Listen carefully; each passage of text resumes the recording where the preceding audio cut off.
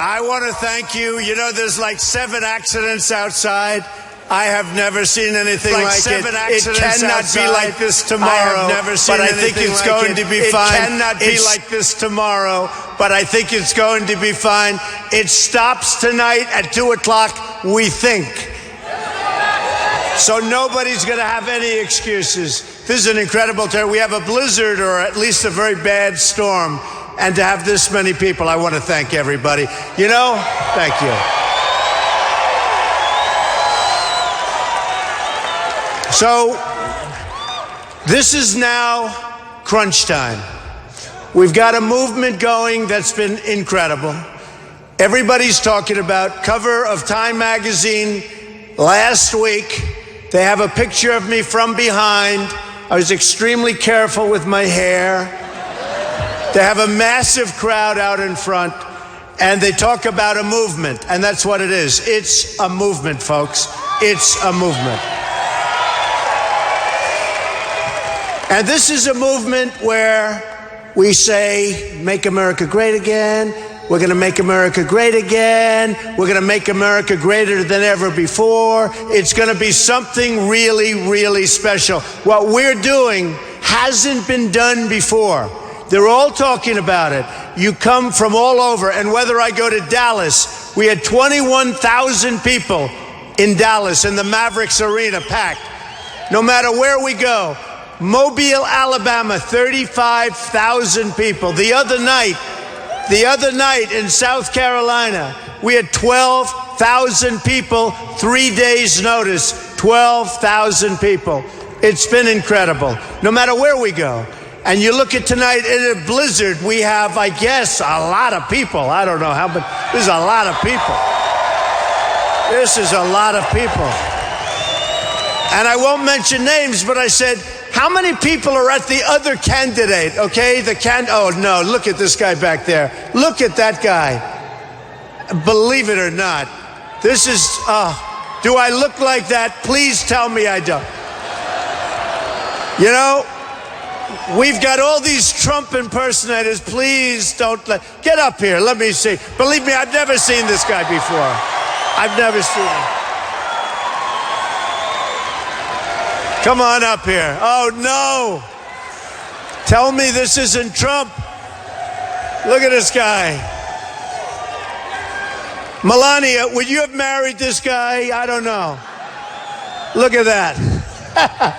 That's great. Congratulations, man. I hope you're making a lot of money, okay? Good luck. So we have something very, very special going on.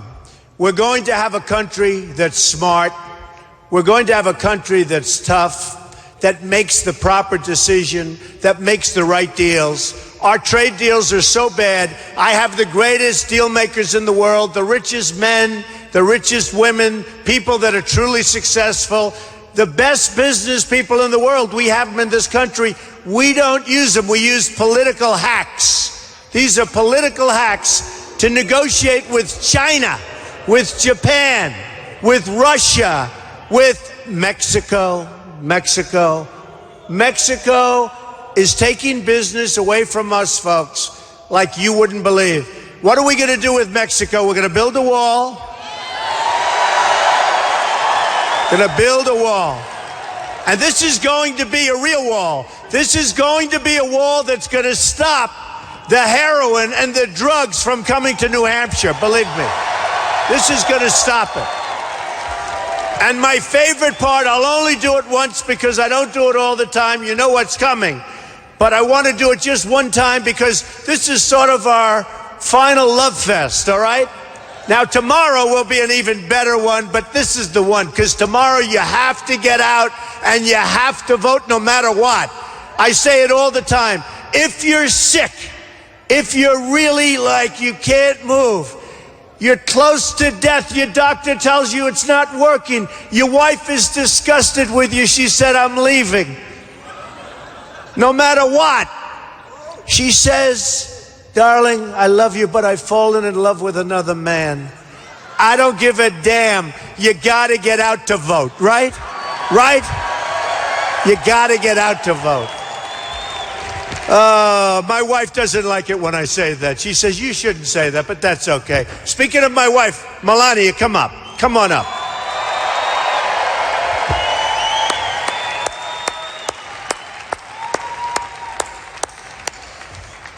She is so great, so understanding. I took the escalator ride down. Do we remember the famous, it's the most famous escalator in the world right now, I will say. And I said to Melania, you know what? It takes guts to run for president, believe me. I've never done this before. I've never done it before. But it does take guts. And I said, you know, we're at the top of the escalator, and look at back there, look at the press. Turn around and look at these people. Look at that. They start booing. They start booing. Oh, by the way, look at that. Mika and Joe. Mika and Joe. Look at that. We've got them all. We've got them all. But look at the press. By any standard, they have, I think, 600 requests. Look at that. That's like, darling, the Academy Awards. The fact is, there is something special. So I'm standing on top of the escalator. I look downstairs. You can take that and double it. And I said, we have no choice. We have to do it. And it does take courage. And I took a deep breath like this. And I said, let's go. And she has been so unbelievable. She has been so understanding. I've been campaigning. True. Unbelievable. Unbelievable. Because I never thought I'd say this. You know, I'm a business guy. I create jobs, etc., right? We do great deals. I've been working and campaigning since June 16th, just about. We've been #1 in the polls every single week. And I've been campaigning, and I've been away, and it's been very tough. But I will tell you, I've loved doing it. I've met the most unbelievable people. I call Melania all the time. I say, it's incredible. I say, we had the most incredible crowd in Dallas. We had the most incredible crowd in Oklahoma. She said, really, I couldn't tell. I said, what do you mean you couldn't tell? It was broadcast live all over the United States and beyond. But the cameras never leave my face. I said, well, what's going on? And then I figured out why. Nobody wants to see that we have the biggest crowds. The biggest crowd for a Republican candidate tonight is 212 people. And look what we have. Is that right? Look what we have. And that's on top of the fact, you know, we have 4 of our incredible, wonderful executives that have been working with Corey and the whole group, and they're now lying on the side of the road. They're in accidents. Everybody's got accidents. And I want to make sure they're okay. I think they're okay. Hope, are they okay? They are. If they're not, nothing I can do at this point, right? So I just want to thank everybody. Melania, do you want to say hello? Thank you.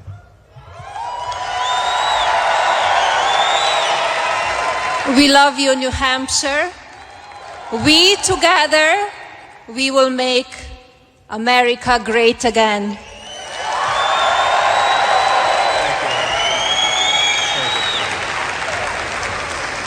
Oh, she's going to be a great first lady. I want to just tell you one thing. One thing I will tell you. She's beautiful, but she's more beautiful even on the inside. She's a great person, and boy, is she smart. She is smart. And speaking of smart, has anybody ever heard of Ivanka? Huh? People love Ivanka. Come on, Ivanka, get up here, Ivanka. And there's Jared. Stand up, Jared. Say hello to the crowd. Come on, Jared.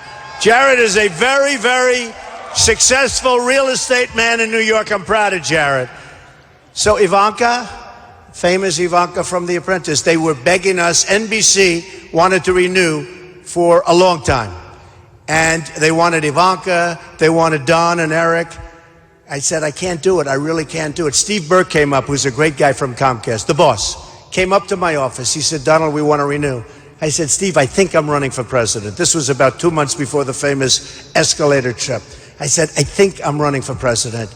He said, Donald, I don't think you are. Come on, let's renew. And then they went out at the upfronts and they announced that we're running and that we're going to do The Apprentice, which caused me a lot of problem because I told these guys I'm running and nobody believed it after they announced. But one of the things that they really like, they just love, well, I'll tell you what they really like. They like the ratings. Okay, that's what they really like. But we renewed The Apprentice. I told them I'm not doing it. And I'll tell you what, I don't care what happens, no matter what. This has been the most amazing experience, the most amazing experience of my life. And you people have made it that way. You people have made it that way. And I told Ivanka and I told the kids that we're not going to do The Apprentice anymore. We're going to do this. We're going to run. Ivanka is about 2 weeks or maybe less from having a baby. And in Iowa, I said, you know, I think she's going to have a baby, maybe in Iowa. And I know that I would have won Iowa. I probably did win it anyway if you add the Carson votes. No. If you add the Carson votes, I think I probably won it, but we don't get it. We only care about New Hampshire right now. But I just want to tell you, if she has the baby tonight in New Hampshire, that guarantees victory tomorrow. Please, Ivanka, have the baby tonight. I should be so lucky. New Hampshire, thank you so much. It has been amazing spending the last couple of hours here, and obviously over the previous weeks I've been here quite a bit, but my father has called me so many times and said just the energy, the enthusiasm, the spirit of the crowds here are amazing, and it really encourages us and keeps the momentum going. So thank you so much for being here. I have been watching my father work his whole entire life. He's worked incredibly hard to build an unbelievable business, to provide jobs for tens of thousands of people that we employ at the Trump Organization, and to inspire each and every one of those people. So to now see him working this hard for all of you, and that's what he wants to do. He wants to make America great again, and I have no doubt that he will just do exactly that. So I've never known him to do anything other than rise to the occasion, and I'm sure that will happen here. So come out and vote tomorrow and enable that outcome. Thank you all so much for being here. Thank you.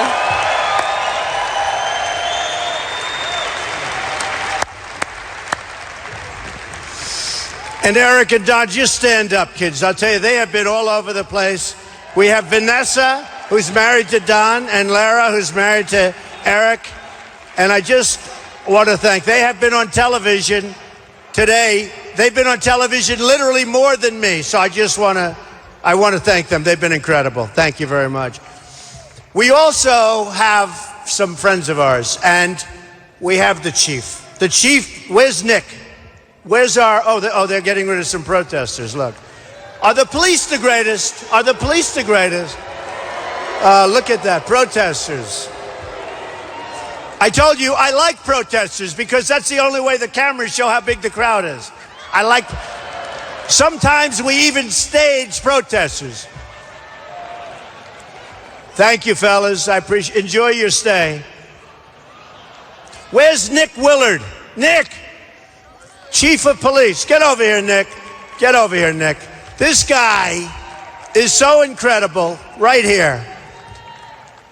The police department has been so incredible. So, Nick, I want to thank you. We went over the other day.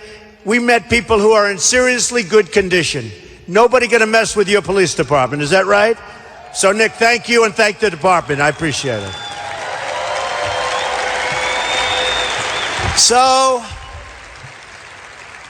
a couple of weeks ago, a certain politician, nice politician, Nikki Haley, said in a speech, a rebuttal speech, that referring to me, although my name wasn't mentioned, and then ultimately it was confirmed, that I'm angry, that I'm very angry, and that the people that are with me are very angry. And the people that are with me are really with me. Those aren't the people that are 20% and they can flip. In fact, one of the things that's come out in all of the studies is that the people that are with Donald Trump, they're seriously with us.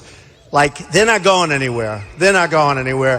Whereas other guys, I think, including the two categories, we're at 92%, nobody's changing.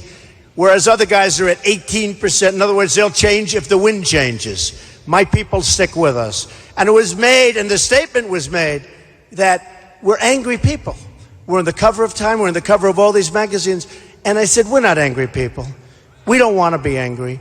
But I said, right now, I will agree. Me, personally, and a lot of the people that are with me, we are angry because we're angry at incompetence. We're angry at the Iran deal, where we give away $150 billion and get nothing. We're angry at our trade deals, where China is making so much money that we've rebuilt their country, and in the meantime, our country and the infrastructure of our country is going to hell. We're angry when we make a Sergeant Bergdahl deal, who's a dirty, rotten traitor, where 6 people were killed looking for him and trying to bring him back, killed. 6 young, great people killed looking for Sergeant Bergdahl. And we make a swap knowing that he was a traitor. They had a colonel and a general talking to these people and talking to the people that worked with him. They knew he was a traitor. They knew it. And we make a deal. Sergeant Bergdahl, we get, and they get 5 of the worst killers that they've coveted. They've coveted for the last 9 years, okay? We're tired of deals like this. We're tired of Obamacare, which we will repeal and replace.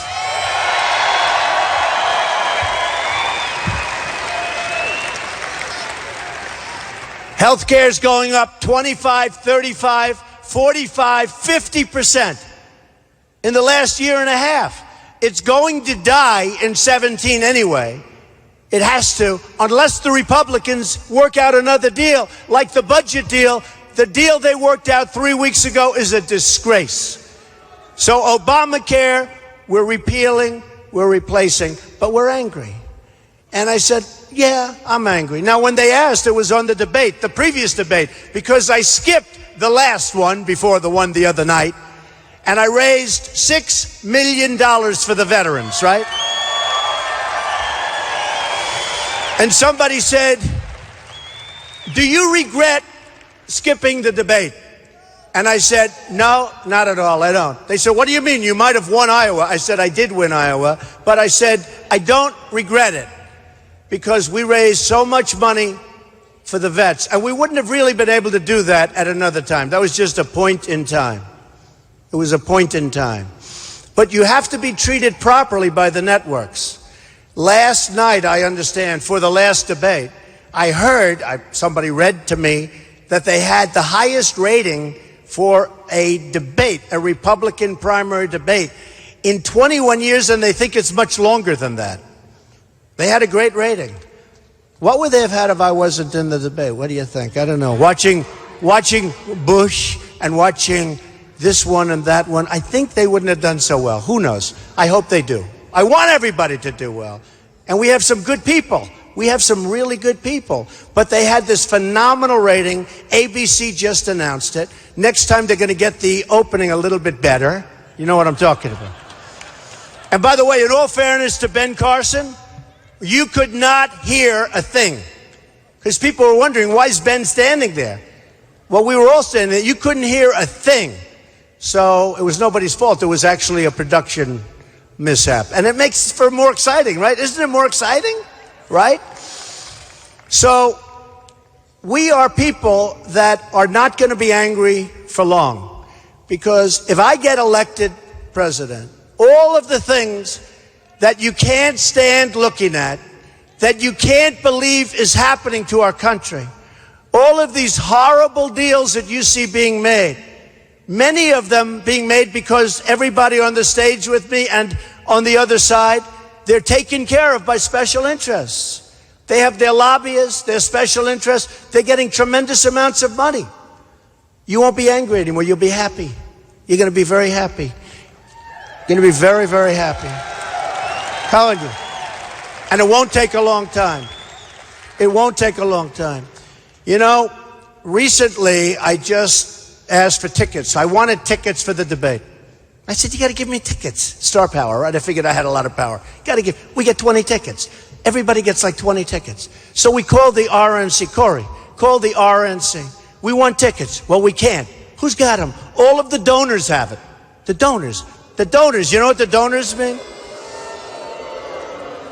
I said, that's no good. I don't have any donors because I'm self-funding. I don't have donors. So the donors don't mean donors. The donors, that's a nice word, donor, but it's not donors. It's special interests, lobbyists, all these people that have total control over the candidates. They had all the tickets. Now, I must tell you, Time magazine did a poll, and the poll, who won the debate? And I won the debate with % of the vote. Number two had 6% of the vote. So I had 70. Believe me, I have no power over Time magazine. But I had 70% of the vote. Number two had 6% of the vote, and then it went down from there. So we do well. I said, I can't get any tickets. And then I announced during the debate, because I'd hear these people make these really lame statements, and you'd hear the place erupt in applause. I'm saying, what the hell's going on over here? But I understood. And I announced on television, the reason the audience is clapping for certain people up here is because they're donors and special interests and lobbyists, and they have total control over the people. And they don't like me because I'm like their, and I know many of them. Actually, they do like me. I'm even friends. But if they ask me to do something, and if I'm president, I'm saying bye-bye, I'm working for these people out here.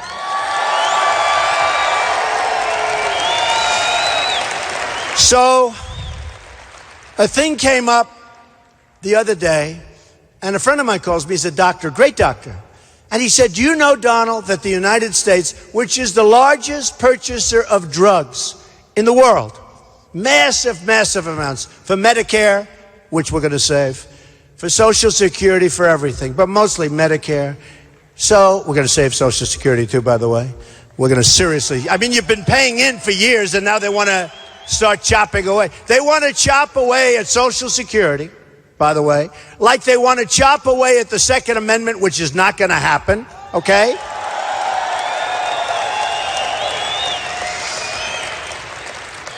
Like, honestly, like they're doing with religion, like they're chopping away at Christianity, and believe me, they are doing that. And this may or may not be a somewhat religious audience, but I will tell you one thing.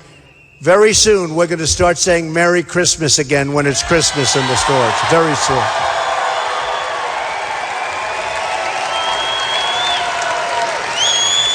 So, my friend calls me up, a great doctor. He says, you know, Donald, you're running and you're doing great, and I'm so proud of you. I love to hear it. I say, say it again. And he said, but you know, with the medical and with the drugs, the United States, the largest purchaser, they don't negotiate price. It's almost as if you want to go and you want to buy drugs. There's drugs to make you feel better, right? Drugs to make you feel better. You want to buy drugs, you have to get drugs, you go to the drugstore, you buy it off the counter. The United States is paying like a price like that. I said, you have to be kidding. He said, I don't know why. I said, I do.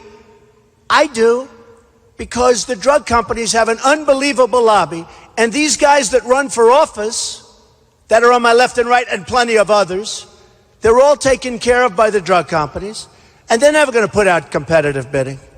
So I said to myself, wow, let me just some numbers. If we competitively bid drugs in the United States, we could save as much as $300 billion a year. Think of that. No, think of it. Think of it. Think of it. That's one element. And the reason, I mean, you take a look, he's a friend of mine. And we don't have that much television there, just about 600 people back there. So I won't insult him. And he happens to be a very good guy. Woody Johnson, right? Woody Johnson. Of Johnson & Johnson. He's Jeb Bush's campaign finance manager. He's running Bush's campaign. Now you tell me, seriously. Well, listen to this about Bush. Number one, he's in favor of Common Core. Number two, he's weak on, no, Bush he loves Common Core. He's the only one that I know that likes it, but that's okay. We're going to bring education back locally. No more Common Core. No more Common Core. He's also weak on immigration, and that's no good. Remember, they come as an act of love. Remember that whole deal? Education's very interesting because we're number 30 in the world. You have Norway, Sweden, Denmark, China, and plenty of others. Then you have third world countries. And number 30 is the United States. So we're 30 in the world in education, and we're number 1 per pupil in cost, by far. Number 2 isn't even close. So that's the way it is. Not going to happen that way anymore, folks. Not going to happen that way. Now, with savings, so the drug companies, they have tremendous power. If they're talking about $300 billion, I mean, that's a lot of money. $300 billion. And then you wonder why. Because a lot of people say, how could people be so stupid as to not bid things? They know it's wrong. But they're politicians. All talk, no action. They're good at one thing, getting reelected. You have some good politicians, but you have mostly people that think about, how do I get reelected? Okay? How do I get reelected? So I'm the only one. I'm self-funding. So when these guys see me, who I know, many of the guys, I'm looking at the room. I'm standing at the debate. I'm watching Marco sweating like a dog on my right. I'm watching Ted Cruz say, no, I would never say that about Donald, but he said something bad, and they asked him, would you say it again? He said no, and I like that he didn't do that, because we would have ended up in a big fight. But it was nice that he didn't, honestly. So I have him here. I have Marco. Honestly, Marco was having a hard time. And he's a nice guy. He's a nice guy. I mean, again and again and again, after 3 times, I have a very good memory. And after 3 times, I said, wait a minute, he said that about 3 minutes ago. Then I said, wait, he said that 2 minutes ago. It's the same exact thing. So after the 5th time, I said, what the hell's going on over here? But we need really smart, really tough, really fair people with great heart that want to take care of your health care, want to take care of people that can't afford health care. It's very interesting. We're going to bring down the price of health care. We're going to bring it down big league, big league, because President Obama lied 28 times. He said, you keep your doctor, said you keep your plan, 28 times. I kept saying, why doesn't somebody get sued for fraud when you do that? 28 times. And even Democrats went because of what he said, and they wish they weren't in that position. So he lied. But you know what? A lot of people give me heat because I say, we got to take it. There's a small group, relatively, of people on the bottom that are not going to be able to be taken care of. And I say, we have to, as Republicans, we have to take care. Does anybody not want to take care of them? I said, we're not going to have people dying on the streets. We're going to get them into a hospital and take care of them. Because we're not going to have people dying in streets. And I say that. And I said, and all the time I get applause. And then they say, oh, he wants to do this, he wants to do that. That's not the public. Let me tell you, the Republican way is people can't take care of themselves. We have to help them. We're not going to let them die. And I say it all the time. We're not going to let them die on the sidewalk. We're not going to let them die on the street. And it's not even a lot of money. We have hospitals doing no business. We got to get them fixed up. But we're going to save tremendously on health care. It's going to be private. We're going to take the lines out of play. We're going to have so many different options. It's going to be so much better. It's going to be less expensive. You looked at your deductibles. Not only are your rates going up, but you look at deductibles right now. Unless you get hit by a tractor, you'll never, ever be able to use your health care. And look at Washington. They don't even want the Obamacare. They don't have to have it. I wonder why. They don't have to have it. So we're going to take care of it, folks, and we're going to have so many great things.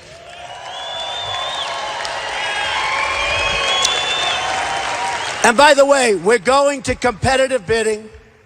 And I'll tell you what, we're going to save so much money, and those drug companies are going to hate me so much. Oh, I know them. I was going to say, so I'm at the debate, and I'm looking at the audience, and it was supposed to be children, college kids and young kids, and it wasn't, because these rich guys bought all the tickets from the college students. I don't actually totally believe that. I actually think that the RNC gave them the tickets, to be totally honest. I think they actually got the tickets, not through buying. But a lot of them did buy tickets. So I look outside, I say, wow, that's a lot of people out there. I know half these people. I know the lobbyists. I know most of the special interests. And I'm looking at that audience, and I'm saying, this is bad stuff. But I had the most beautiful applause from Don and Eric and Melania in the front row. That's about it, even though I won. But I understood. So you have to understand what's going on. A lot of times you think that the politicians are doing horrible, horrible deals, and they are horrible. But you think that they're really, really not smart people. They are actually smart people, but they're working for themselves. They're doing what their lobbyist, who puts up millions and millions and millions of dollars every time they run. I'm just talking about the honest stuff. This is all honest stuff. There's other stuff that goes on that, you have to prove, right? I mean, you look at some of Hillary's speeches where she gets a fortune and she's, give me a break. Take a look at that. Nobody, right? No, nobody looks at that. Bill makes a speech, gets a tremendous amount of money, far more than, and then all of a sudden miracles happen, right? Miracles happen. And I imagine somebody's looking at that.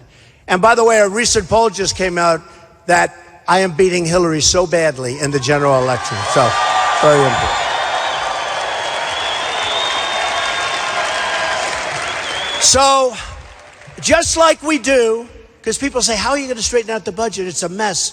Just like we do with what I just told you about medication and buying medicines and all of this, same thing happens with the military. We're going to build our military so strong, but we're buying equipment and we're buying things that our generals don't even want. We're buying things that they don't want. We're buying planes they don't want instead of another one, because that company has better lobbyists and they're stronger. We're going to get them the equipment they want. We're going to save a lot of money, and we're going to build ourselves so strong. Nobody, I'm telling you, nobody is going to play with us. We don't want to use it. Nobody is going to play with us. We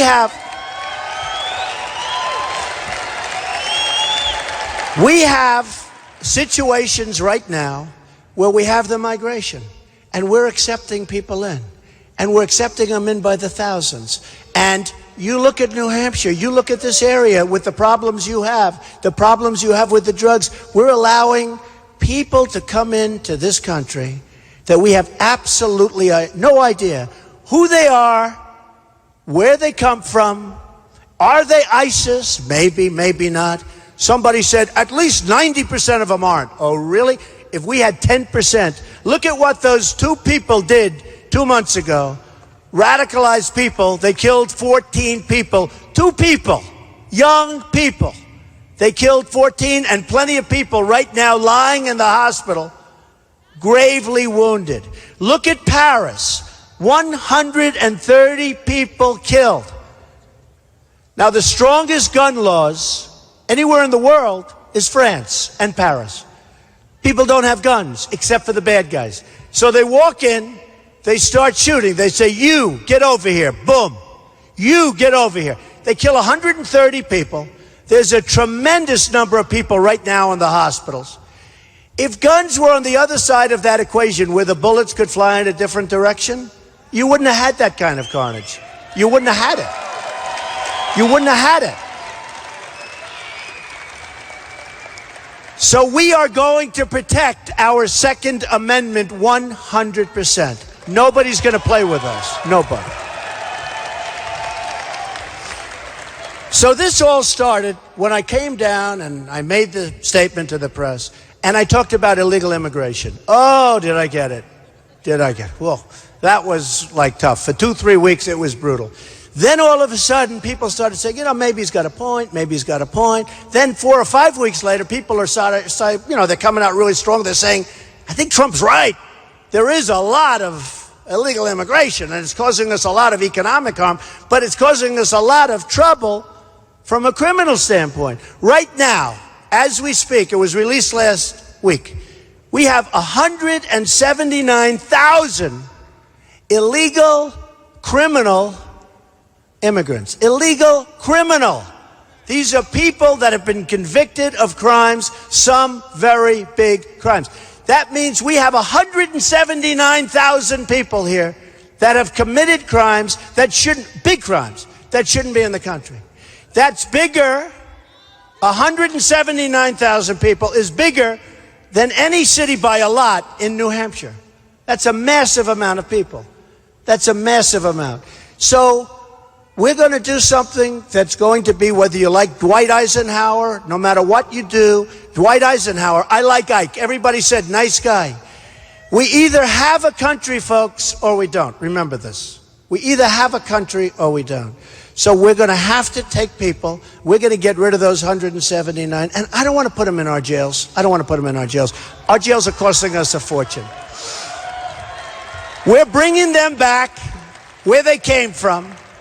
And we're going to be respected by those countries, which were not respected at all by those countries. We're bringing them back where they came from. And let that country put them in prison for the next 25 years, because we're not doing it. And they're never, ever coming back to our country again. They're gone. Never.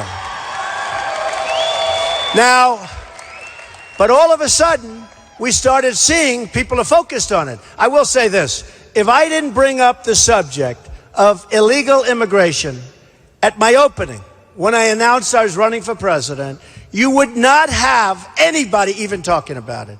The other night on the stage, I won't mention who, somebody said, yes, and I'm very strong on illegal immigration. We will build a wall. He said it very lowly. We will, he's afraid that somebody's going to say, oh, that. And I go, what's this all of a sudden? Now, all of a sudden, I know I have two out of the group. They said, the other night, another one's on television, said, yes, we have to have strong borders. We will build a wall. And my wife came up to me, Melania, she said, darling, did you hear that? That's the first time I've ever heard that said by anybody else but you. We have to build a wall. Walls work. Just ask Israel. Walls work. They work. I don't mean the little walls. I don't mean the little walls. I mean those walls, I mean serious walls. I mean Trump walls. We're going to... No.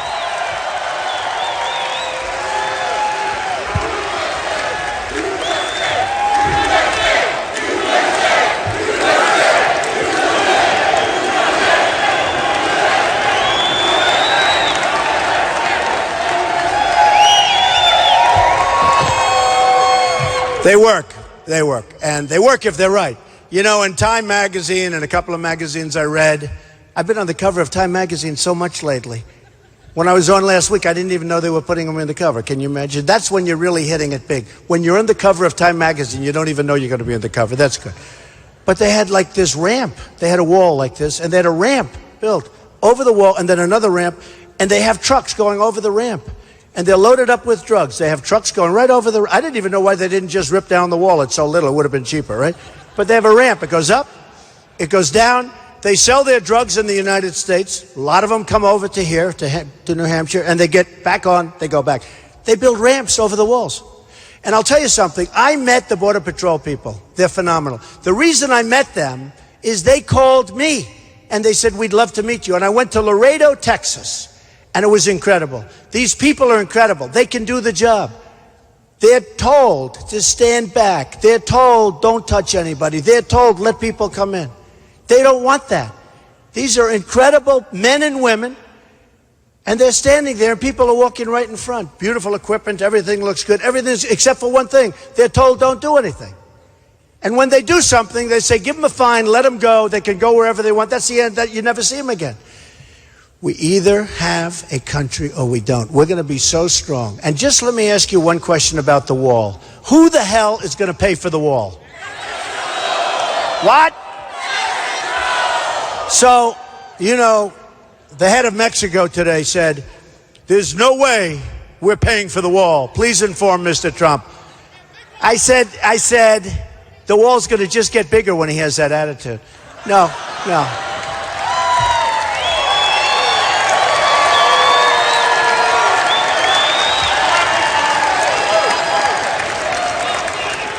So we're going to build the wall. They're going to pay for the wall. The politicians come up. They always come up to me when I say something. They used to come up and say, Donald, there's no way, honestly, that you're going to be able to build a wall, is there? I said, of course. It's like easy. I build massive buildings. It's much tougher. They said, you can't really do that, can you? I said, absolutely. Now, just so you understand, 15 years ago, they wanted to build a wall. You know why they didn't build it? They couldn't get an environmental impact statement approved. It's true. They couldn't because there were snakes, toads, rodents, all sorts of crap right in the way. They couldn't. Can you believe it? We can't build a wall, and you have China in the South China Sea ripping the hell out of the ocean and building military bases in the middle of the South China Sea. And we can't. Do you think, by the way, that China got an environmental impact statement? I don't think so. You know what they said? They said, we're going to build it. They started work the following morning. That's what happens. We are so left behind, and we worry about the carbon footprint. And I say, you know, I see Obama saying the single greatest problem this country has is global warming. Okay? I'll tell you what, I just got outside. We got a blizzard outside. There's no warming. This is brutal. Somebody from New Hampshire said this is one of the worst winters, you know. But he's talking about global warming. Then he gets on a very old 747 with the old engines that spew a lot of stuff. And he takes his wife and his two really beautiful daughters, and he goes in the 747 to Hawaii to play golf. And then he comes back, and then he has a speech on the carbon footprint. So, folks, we're going to have a whole different thinking. I've been saying for a long period of time, take the oil. Remember? Remember this about me. I was against, because I've had Hillary say, I don't like Donald Trump's tone. And I've heard Jeb say it too. I don't like Donald Trump's tone. You know, he's a low energy guy, so he doesn't like my tone. But honestly, he said, and she said, and they said it the same day. And I thought to myself, well, I can tone it down. I'm a smart guy, I'll tone it down. Then I said, wait a minute. I turn on television. They're chopping people's heads off in the Middle East. If you're Christian, the head comes off. If you're not Christian, the head comes off. We haven't seen stuff like this since medieval times. All right? Medieval times. And people are worried about my tone. You heard the other night at debate, they asked Ted Cruz, serious question, well, what do you think of waterboarding? Is it okay? And honestly, I thought he'd say absolutely, and he didn't. He said, well, it's, you know, he's concerned about the answer because some people, she just said a terrible thing. You know what she said? Shout it out, because I don't want to. Okay, you're not allowed to say, and I never expect to hear that from you again. She said, I never expect to hear that from you again. She said he's a pussy. That's terrible. Terrible.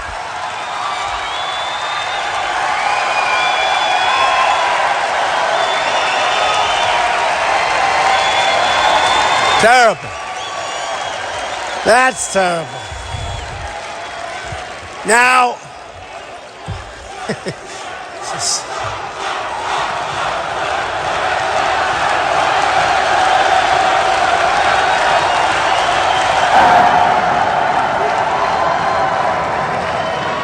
what kind of people do I have here?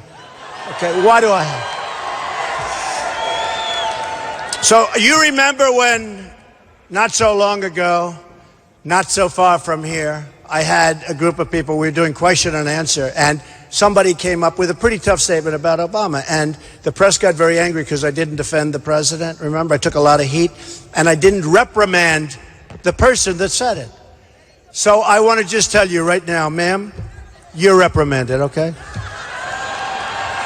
Can she stay? Can she stay? Okay.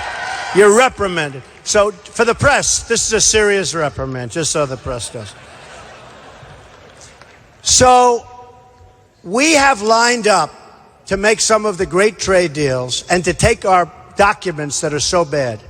We have lined up the finest business people in the world. They're all lined up. By the way, they call me. I don't even call them. These are great, great people. Some are nice. Some are horrible human beings. Some are people that you don't want to have dinner with, but they're great at what they do. I know the greatest negotiators in the world. We need them. That's how we got into the hole with these deals that I'm telling you about. And believe me, other facets of our economy, it's the same thing. It's the same exact thing. We're going to save so much money. I was hearing the other day, they were talking about the budget, and a political person said it's his idea and it's his goal to have the budget balanced within 25 years. I said, 25 years? And he thought he was doing a good job. These are politicians, folks. They're never going to do it. And we're going to do it great. We're going to have a better country. We're going to have better services. We're going to have better roads and airports and hospitals. And we're going to pay less for them. We're going to pay less. You know, I'm building a big building right now on Pennsylvania Avenue that I got from the federal government. Obama Can you believe it? How good is that? Ivanka worked on, Ivanka, what a job she did. We at the old post office in Washington, D.C., right? We just announced, we're going to make it a world-class, one of the great hotels of the world. It's an incredible building. And we just announced we're 2 years ahead of schedule. We're going to have it open in September of this year. 2 years ahead of schedule. And we're under budget, ahead of schedule. Wouldn't it be nice if our country on its projects, instead of having a 2,000% cost overrun, boy, can you imagine how much those people make when you see these buildings and things was going to cost $200 million and it ends up costing $1.5 billion? Do you know how much money these people are making? So we're 2 years ahead of schedule. It's on Pennsylvania Avenue, and I don't give a damn if I don't make the White House. We're moving into that building. I'm going to be on Pennsylvania Avenue one way or the other.